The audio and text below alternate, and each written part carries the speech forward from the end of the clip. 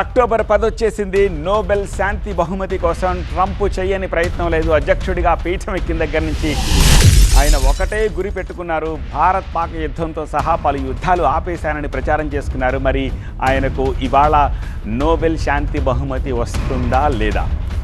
ఆ బ్రేకింగ్ ఇది. నోబెల్ శాంతి బహుమతి వస్తుందన్న ఆశలో ట్రంప్ ఉన్నారు. 7 యుద్ధాలను ఆపేశానని చెప్తున్నారు డొనాల్డ్ ట్రంప్. ట్రంప్కు గట్టి పోటీ ఇస్తున్నారు చాలామంది ప్రముఖులు. ఆ లిస్టులో హేమాహేమీలున్న తనకే వస్తుందన్న ఆశలో ట్రంప్ ఉన్నారు. హడావుడిగా ఇజ్రాయిల్ హమాస్ శాంతి ఒప్పందాన్ని కూడా కుదిర్చేశారు. అసలు ఒబామాకు నోబెల్ ఎందుకు ఇచ్చారో నాకు ఎప్పటికీ అర్థం లేదంటూ ఒక ట్వీట్ కూడా పెట్టేశారు ఆయన.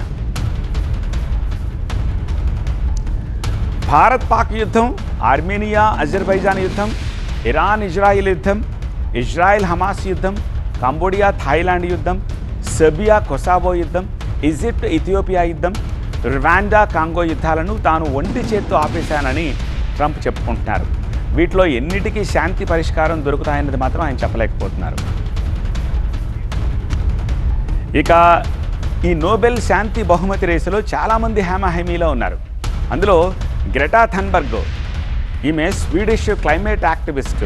అలాగే పోప్ ఫ్రాన్సిస్ ఉన్నారు, వాళ్ళు శాంతి సంస్కరణలు చేశారు. అలాగే మహరంగ్ బలూచిస్తాన్ మానవతావాది.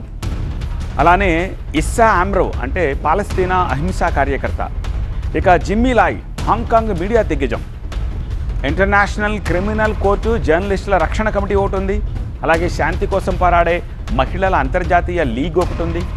అణ్వాయుధాలను నిర్మూలించడానికి అంతర్జాతీయ ప్రచార కమిటీ ఒకటి ఉంది.